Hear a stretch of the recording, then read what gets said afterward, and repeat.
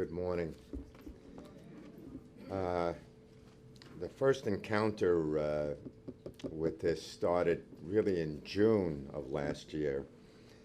I had gone to ear, nose, and throat doctor because I was bleeding from the tongue because I overindulged and went to a retirement party and met a number of friends that I hadn't seen in a long time and stayed a lot longer and drank a lot more. So it didn't become evident until the next day, and I started bleeding from the tongue into the throat, into the abdomen and so on. By the time I got home that night, this was the following day, as I mentioned, I got sick. So ended up making an appointment with the ear, nose, and throat doctor down here at NYU, and I live up in Ossining.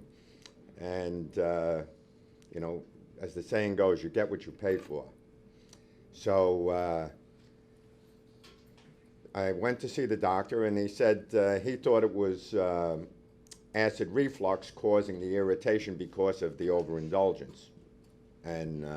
And I said that I'm always having problems with my sinuses and that. He said, well, there's one way to find out, and that is to do a simple CAT scan. It'll tell you like that whether you have cancer or not. Whether you have a blockage, whether it's your sinuses or whichever. Well, I didn't do it that day. I went back to Westchester and I had it done locally up there. Well, as soon as they got the results, my local doctor and this Dr. Rothstein were on the phone. You got to go to the Langone Cancer Institute. That was the first indication I had that it was cancer. Don't go to the ear, nose, and throat guy. Go right to Langone. So I said, okay. So he suggested I make an appointment with one of the doctors. Couldn't quite work it out. Ended up going to his associate there, Dr. David Mazurek, which turned out equally as well. And so they went into the neck because the lump on my throat had moved to a lump on my neck. Now, they felt it was still the same piece of cancer. They didn't feel that it had spread. It just had kind of squeezed like a toothpaste tube and had kind of evolved over into the neck. So they took a couple of needle specimens of the neck, which they couldn't get a sufficient indication whether it was cancer or not. They tried a second time, and that didn't work out. So they had to go in and do a tongue biopsy. And that came back, and they said, yes, it's cancer, and so on. So my wife, who's also a cancer survivor, attended with me when we went to Dr. Mazurek to find out what the procedure would be to, resolve the problem. So he said to my wife, it definitely is cancer, and he went down the dissertation like the previous speaker. I didn't care what the information was. He gave me enough information that regardless of what I thought, or it wasn't going to change it.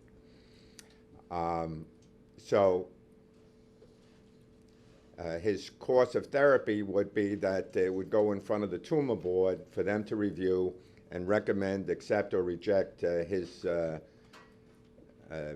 procedure. They accepted his procedure, which was radiation and chemo. And my wife said to him, no surgery? And he said, no. And my wife said, hoo-hoo, get the champagne out. And I'm looking, is there something I'm missing here? And I had worked up at Indian Point for 36 years, okay? But I was in the clerical side of the business. I never went inside containment and so on as far as, any cancer fear and that. I never had any, and it wasn't caused by that either. So I said, but I also understood the safety procedures involved with radiation. You stayed as far away from it as possible. And I said to my wife, what makes this, beneficial? She said, you have no surgery. She said, everything is going to be treated by radiation and chemo. So I said, okay. So we broke out the champagne. So anyway, I wrote up a little thing. Well, I didn't write it up, but I kind of did a blog, in a sense, when I started the therapy, more for me than for anybody else, just to kind of document what I was going through. And if you don't mind, I'll just kind of read over a few excerpts. Hello, this is what's going on. Tongue, right, basis, biopsy. Papillary, I can't even read, otherwise known as a carcinoma in situ. Okay, and phase 4 cancer, and I said to the doctor, I said, is this life-threatening? He said, no. I said, fine, we'll deal with it. Meaning, as I said, I couldn't change anything, and there wasn't any point in me beating myself up, worrying about it. I was in their hands, and I had come here in 2004 as a secondary visit, and they ended up doing a triple bypass on me. And I feel very fortunate that I was able to come here to NYU, and that's what made me come back, was because of the quality of the people. So I started therapy like August 22nd. And, well, just completed my 3rd week of radiation, rehydration, and feeling okay, pain constant, but manageable. Nothing tastes good. It comes down to levels of what cardboard would taste like, wet or dry. Tuesday is a long chemo day, which takes a toll. We will see how things go as we get into the heavy part of radiation and chemo. Just an update, working my way back to health. I am in the middle of treatment, completed halfway point of radiation and chemo. We have many good God squads out there who have me on their prayer list. September 20th, daily radiation treatments. Well, it just goes on and on. And this is one of the byproducts of it. I become very emotional in reflecting on my good fortune.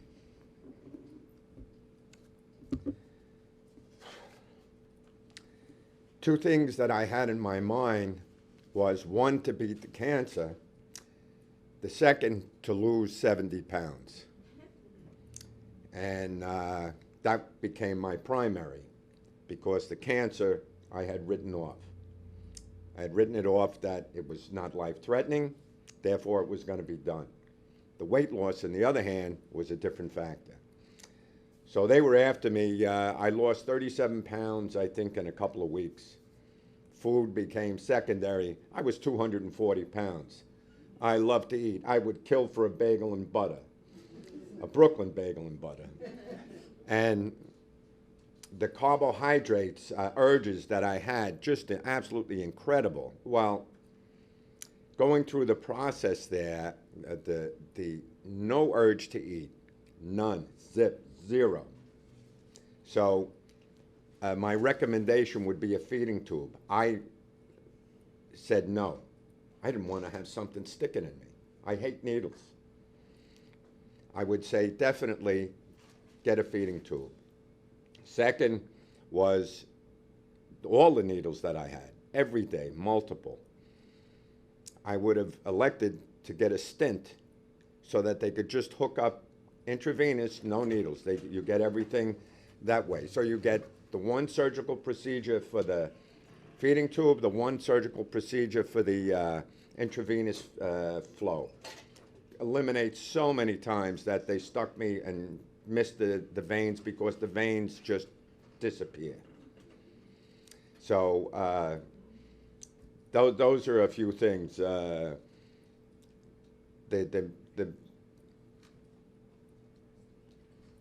constant hacking, lack of sleep, up every hour and a half was the most I could get during the peak of this. You start out going to Langone Center. This is for head and neck cancer. and you sit in a lazy boy, they hook you up, thank you very much, take a little nap, and listen to some music, watch some TV, whichever. So it goes along very nicely, but as your therapy increases, the deterioration also takes its toll. So go from a lazy boy to a bed because you're absolutely exhausted. And I may be preaching to the choir here. For a lot of people, if you haven't gone through it, that's what you're looking forward to. Not such a bad thing, you know, because they took just wonderful care of me. Every nurse. And you see levels of people beginning therapy, in the middle of therapy, ending therapy, and so on. And eventually you get to the other side. And it's a long haul. And at the end of it, I said, you know, this wasn't all that bad. One of the byproducts of that was I was supposed to eat a lot, drink a lot of Ensure because my nourishment was down. This stuff was horrendous.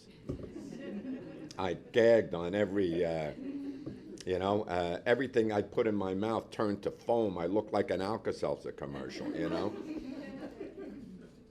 But, the hacking, I mean, it was the toughest thing that I ever went through. And I said I would have done 3 bypasses rather than to do this. But again, the weight loss was coming about to the concern that they were going to put me back into the hospital because I wasn't nourishing myself. And you could feel the body just pull away what nourishment it could get to support the system. You know, it really, and the flesh is just hanging on you because it'll take the muscle and then the fat, or the fat and then the muscle, whichever way, it went right out the door, you know. And so I was down to like 160 pounds. And I said, I'm right where I want to be. Well, they weren't happy with that, you know. So I naturally, my wife's a marine geologist, and she had to make a trip to New Zealand. So I was still in very weak condition, and so I stayed with my sister. My sister's a nun, so I stayed in the convent. And she's with 3 other nuns, and they're all professionals, and they work in the communities, you know. And so I had the back room, had my own bathroom and that. Well, anyway, this is like on the 3rd or 4th floor, the top floor. And the old buildings like that, they had boilers in them, okay? Well, what came out of that shower was almost boiling hot water at a high pressure. I had to turn away from my bypass because it was hurting me. The water pressure was so, but it was like going to a spa. It felt so great there. The window was open, so it was 20 degrees outside, and it was about 95 or if not hotter because of the shower and that. So I was enjoying that. I was sleeping 12 hours a day there. My sister would make oatmeal. And as my wife said, she made it Irish style. She killed it twice. And the oatmeal, she would cook it regular, bring it to a boil, and then she would stir it and add milk, stir it and add milk for an hour. Not less than an hour, an hour. As she pointed out to her good friend, Alice Reichmeiter, Sister Alice, when she made it for me the next day, and she said, Anthony, how is the oatmeal? I said, it's not quite, it's a little tough on the throat. And Mary Ann said, I told you to cook it for an hour. So that was the first food that I ate, was oatmeal. And that's what I have every day, and sometimes for dessert at night. I put dried fruit in it, mashed bananas, ripe mashed bananas. And it's great. It's soft on the throat. Going back to see Dr. Mazurik, they were still concerned with my weight, and he hit the nail on the head, you know. I said, I just don't like anything. Nothing tastes good, and so on. He said, are you afraid to eat? And he was correct, because every time I swallowed, it hurt like hell. So he said, I'm a Southern boy. He said, I'm from Louisiana. And he said, have you ever tried okra? I said, I've seen it, I've heard of it, but I've never tried it. He said, well, try some okra.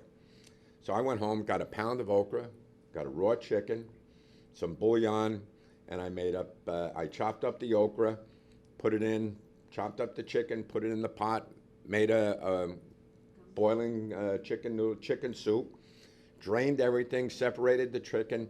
The okra has many little seeds on it. I strained all of that out, and I drank the okra. Well, it was like silk going down my throat. It would just line the throat, as does the Ensure now as well. And it made such a difference because then I could eat something to follow it, you know, something soft, maybe a pasta or whatever, but I would at least start to eat something. Whereas I used to eat lean cuisine and stuff like that, I don't even want to see that stuff today because it's almost like I can taste the chemicals in it. If there's pepper, I mean a sprinkle of pepper in anything, I can tell you, I used to love to have hot, spicy, bring on the perspiration food, you know, and it was great. But now, I mean, I've had some hot stuff and I've paid the price for it, but, you know, so I'm learning what I can eat and what I can't eat. It's almost like starting fresh. It's like starting from a baby because the roof of my mouth is like silk. I mean, it is so smooth. It's not textured at all. It's just, it hasn't had 67 years of eating hot food and spicy food and stuff like that. Burnt pizza, hot pizza, boiling cheese, and, you know, where you burn the roof of your mouth and it gets like a piece of leather. This is brand new. When I was going through the process, the radiation, it was like a layer of skin, the finest layer, came off the mouth. You could, that's part of what was coming up. I mean, it was nasty. It was very nasty.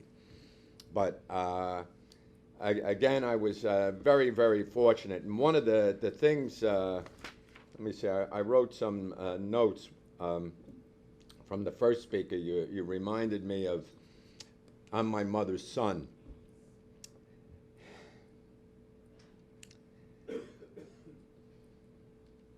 And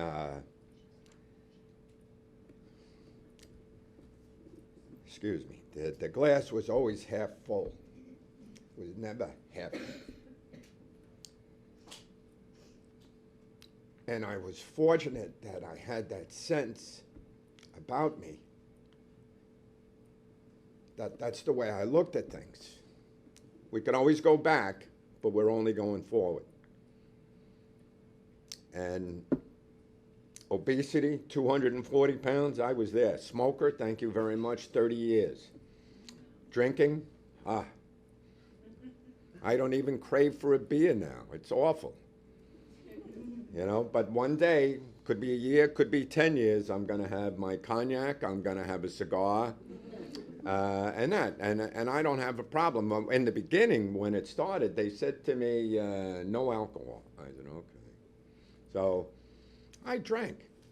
And I didn't know if I was going to go through the DTs or what, you know, from stopping. So I stopped. And after 2 weeks, I said, oh, this is okay. And I had gone back for another appointment. And they said, no alcohol during your treatment. I said, during your treatment. I said, up until then, not a problem. I said, thank you very much. So I drank for the last 2 weeks before I started treatment. I had my beer and so on.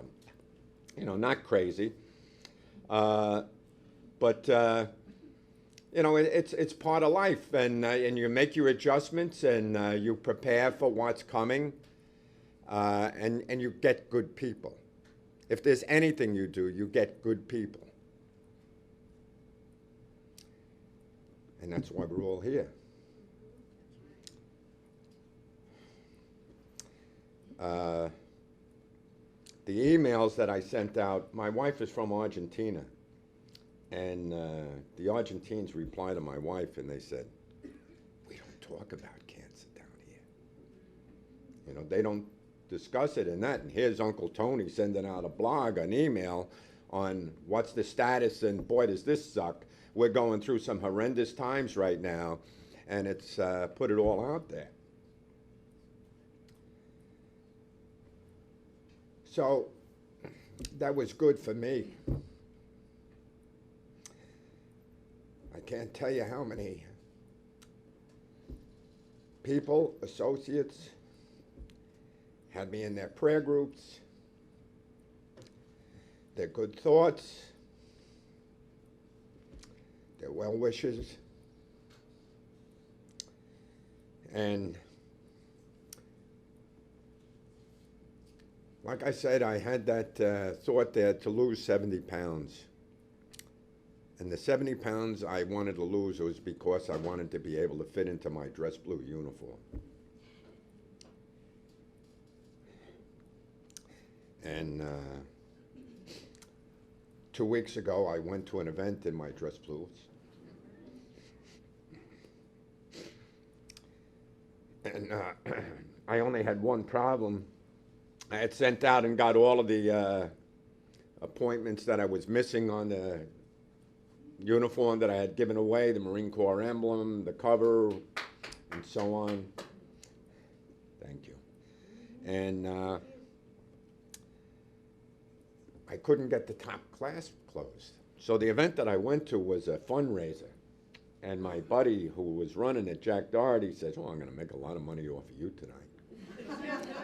You know, you're out of uniform and so on, you know." And I said, "Oh, Jack, okay."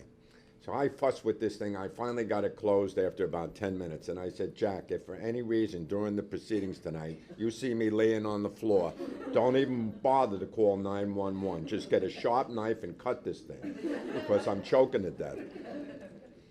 And so I got it closed, and I wore it all night. I was quite comfortable. When I finally got home at night, it took me another 5 to 10 minutes to get it unclasped. And I had a welt around my neck because of that.